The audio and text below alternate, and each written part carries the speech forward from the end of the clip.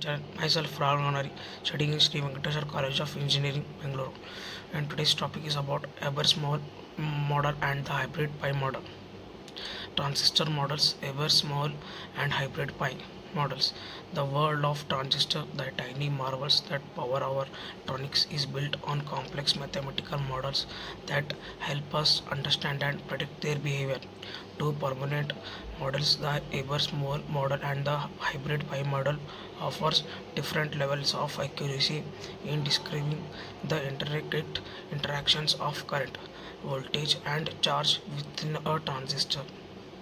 Introduction to the Ebers moll model. The Ebers moll model, developed in the 1950s, is a fundamental model that simplifies the transistor's behavior by representing it as two interconnected diodes. This model is particularly useful for understanding the basic principles of transistor operation, especially in situations where a simplified presentation is sufficient. The model relies on the ideas of two current sources within the transistors, one representing the collector current and the other representing the emitter current. These currents are controlled by the base current. Diode representation.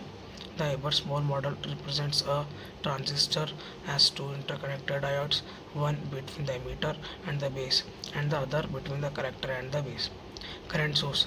The model utilizes two current sources, one representing the collector current, and the other representing the emitter current.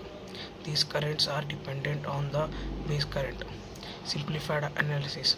The Ebers moll model provides a simplified way to analyze transistor operation, particularly in scenarios where a basic understanding of the current voltage relationships is sufficient. Limitations of the Ebers moll model.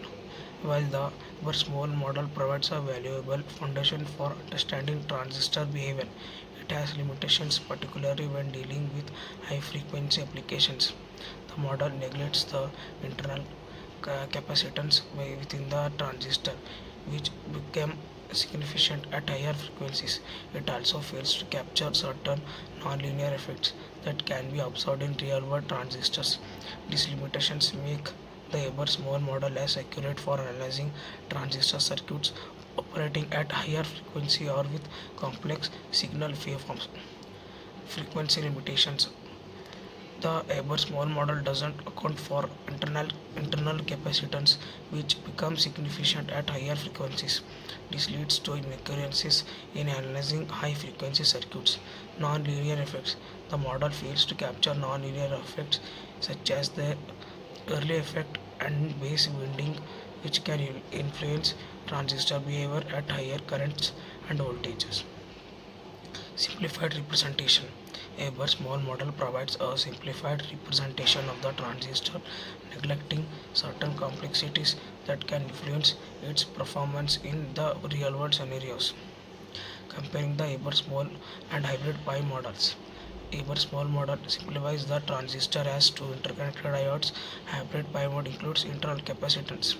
Neglects internal capacitance, provide a more accurate representation at high frequencies, suitable for low frequency analysis. Hybrid pi model offers a more comprehensive understanding of transistor behavior. Analyzing a base bias amplifier. A base biased amplifier is a fundamental amplifier configuration where the base current is controlled by fixed resistor connected to the base terminal. This configuration provides a stable operating point for the transistor, ensuring that the amplifier operates within its linear region.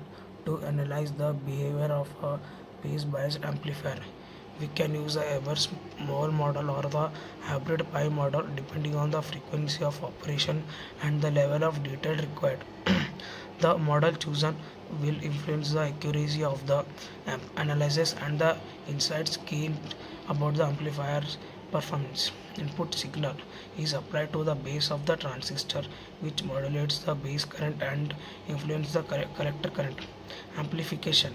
The transistor amplifies the input signal by controlling the flow of current through the collector emitter path, providing a larger output signal. Output signal.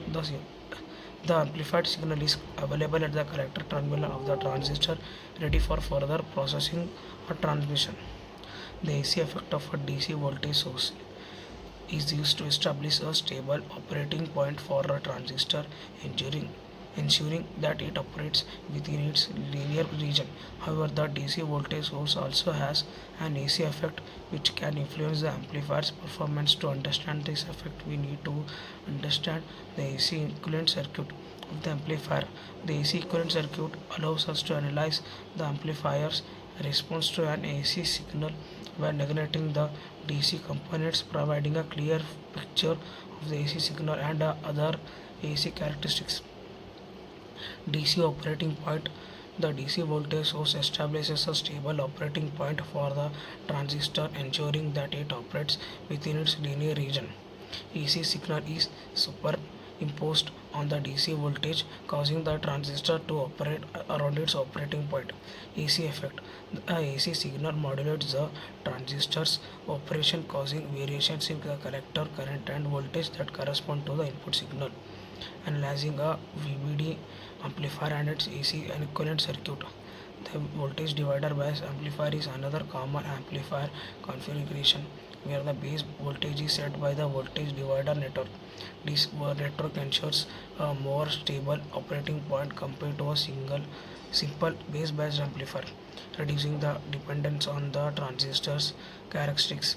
To analyze the VDB amplifier, we need to construct its AC equivalent circuit, which simplifies the circuit by replacing the DC components with their AC equivalents. Voltage divider bias. The VDB amplifier utilizes a voltage divider network to establish the base voltage, providing more stable operating point. AC equivalent circuit for a VDB amplifier is constructed by replacing DC components with their AC equivalent, including short circuits for DC voltage source and open circuits for coupling and bypass capacitors. Analysis. Analyzing the AC equivalent circuit allows us to determine the amplifier AC gain, input impedance, output impedance, and frequency response. Thank you for watching.